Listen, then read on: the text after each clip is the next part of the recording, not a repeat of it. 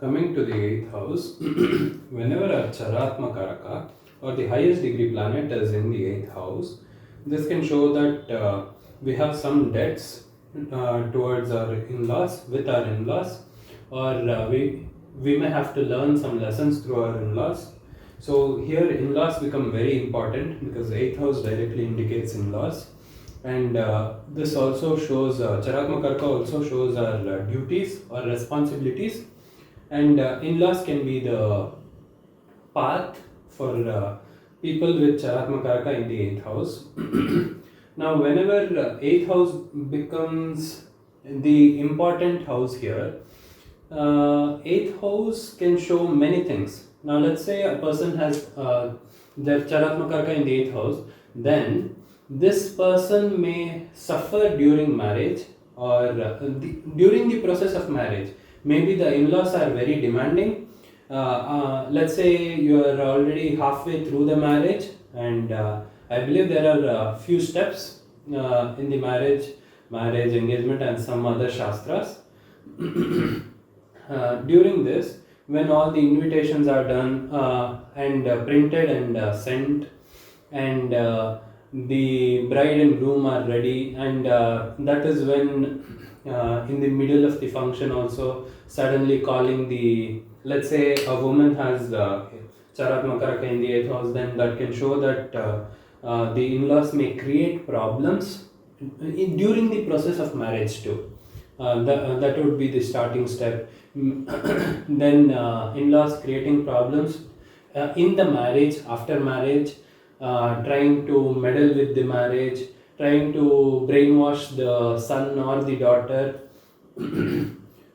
So in-laws may become like the typical villain in Indian dramas. That can be the case. At the same time, in-laws can be the reason you find the partner, or you find your partner who you are going to marry. Maybe in-laws will directly introduce their son or daughter to you. Maybe their your father or mother's friend, family friend. That can also be the indication here, because in-laws are going to be the one of the very important topics here, or the parts. And maybe in-law, sometimes I've seen especially when a guy has no parents and he gets married to some woman, and he becomes close to his in-laws because he lacks uh, the people who are his parents in his life. So he would treat his in-laws like his parents, and because of that he would learn a lot of lessons through his in-laws, maybe the father-in-law or mother-in-law. And usually it's the father-in-law who teaches a lot of things, because this boy or the guy lacks the parenting. So yeah, that can also be the indication here. Whenever it comes to in-laws, it can be very drastic and very simple too. So it completely depends on the person and the planet, especially the planet that is the Charatmakaraka, and how well it is situated, and what is the planet conjuncting it.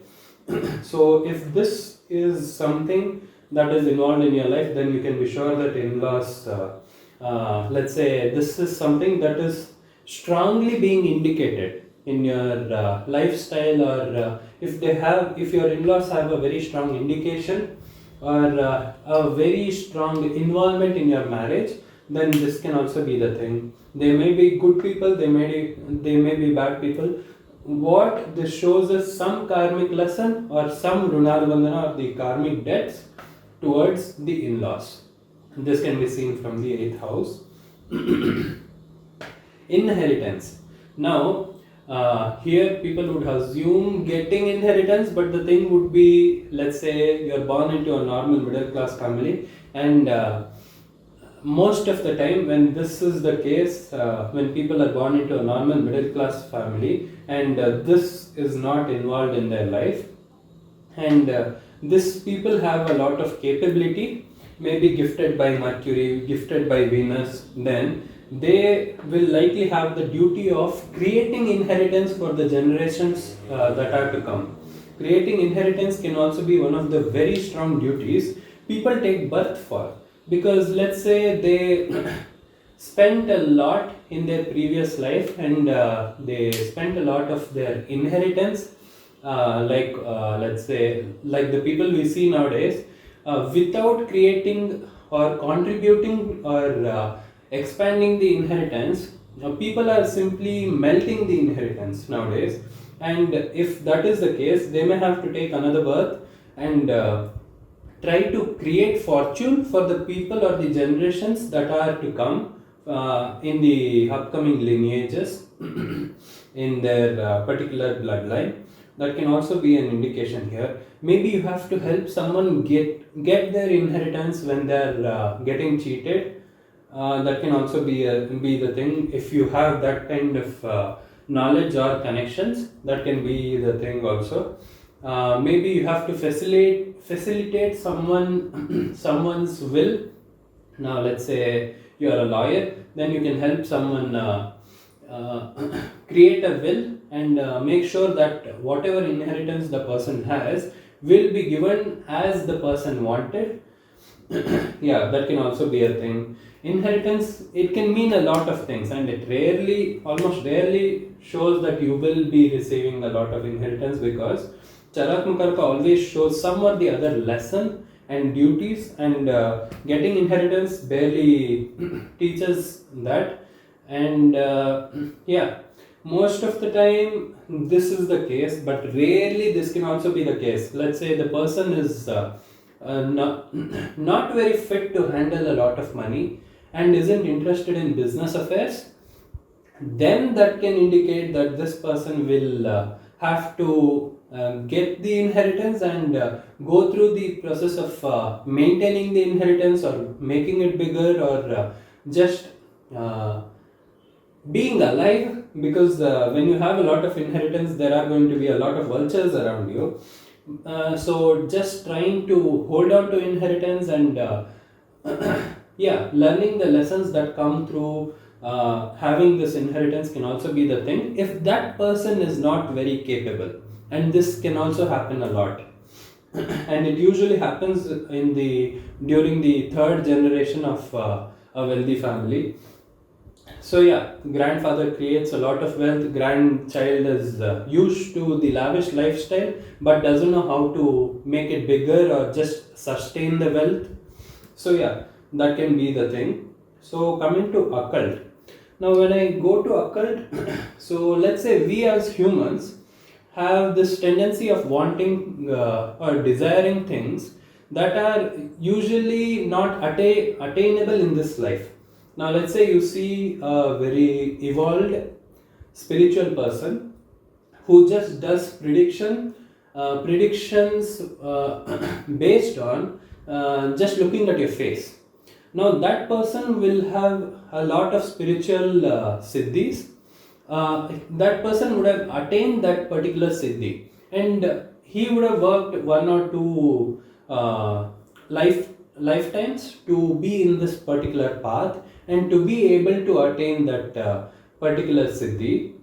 Yeah, and you see such a person, and what your instant desire could be, if you are a person who desires these things, then your instant desire would be that you want that too. But whereas your chart is showing that you don't have such gifts or such path in this life, you may have to just lead a normal life this time. So in the next lifetime, you will be born with such a combination that you have to work and try to gain spiritual knowledge, spiritual wisdom, spiritual powers. That can be the thing too, because you desired it so strongly in the previous life. This time you are born with this, having Chara Atmakaraka or the highest degree planet in the 8th house can show occult very strongly, especially if this is a person who is very drawn to such things, especially let's say being able to make predictions, being able to read people. There are plenty of siddhis. There are many ways you can see occult, because Occult is a very vast thing, so trying to pinpoint it is going to be very difficult. Now, let's say Venus is the planet and it's in the 8th house. Now, that can, if these things are not linked to this person, then when it comes to occult, Venus shows Tantra. People normally think Venus as a very soft planet, a feminine planet, but when it comes to Tantra or these mantra siddhis, Venus becomes very important because Venus is like the representative of Tantra. Venus is like the representative of Mantra Shastra. Like whenever, let's say a kid today, whenever he sees BJP's flag or logo, then he would instantly know Narendra Modi. The same way, whenever, so in a way, BJP is represented by Modi right now. The same way, whenever it comes to Tantra, the field of Tantra, the Mantra Shastras, doing Devata Upasana, Venus is the very important planet there. So, if Venus is the planet there, or has any influence there, that can show a path towards Tantra too. And from each planet, there is going to be a completely different paths, because every planet, I've explained the karakas of each planet, but when it comes to spiritual paths, each planet has a very different path. So that can vary a lot based on the planet being situated in the 8th house. So yeah, it can also show occult.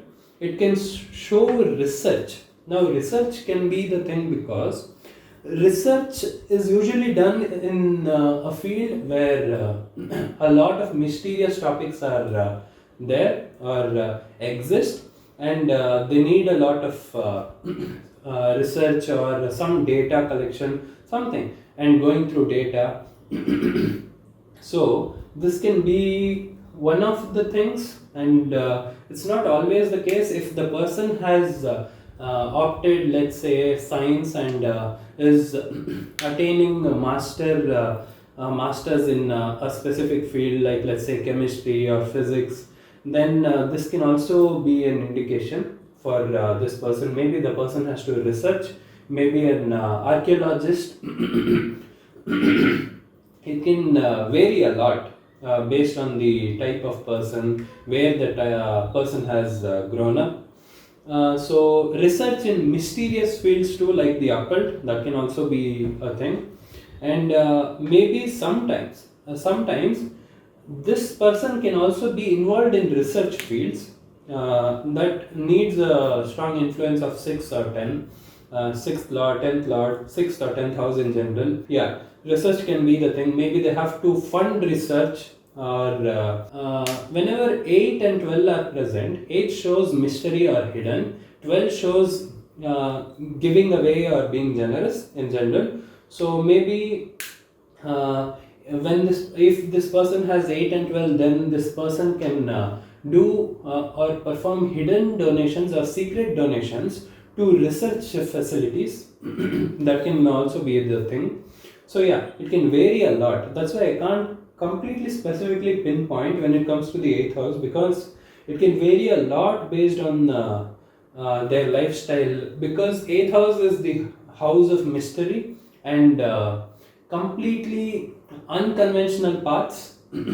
So it can be completely different from the other houses. It can vary a lot, and when it comes to the 8th house, it's always better to rely on the planet and planets being conjunct there. So yeah, finally it can be help, providing help to people who are suffering from the 8th house, obstacles, or getting cheated, being the victim of fraud, or maybe they have some hidden wealth and you can help them uncover it, or maybe they are getting cheated and you can help them. And here help comes on all these categories, because 8th house is one of the negative houses when it comes to living a simple life, because 8th house shows a lot of obstacles or misery, problems, any type of trouble. So trying to help anyone who's suffering from the 8th house can be a very good thing. Maybe that is the karmic thing they have to do. So learning your lesson from any of these houses, and maybe trying to contribute to any of these sorry, not houses, any of these points, trying to contribute to any of these points can be the thing. So it varies a lot. So trying to see what applies in your life will be very important when it comes to the Chara Atmakaraka being in the 8th house. Yeah, I think this covers the 8th house.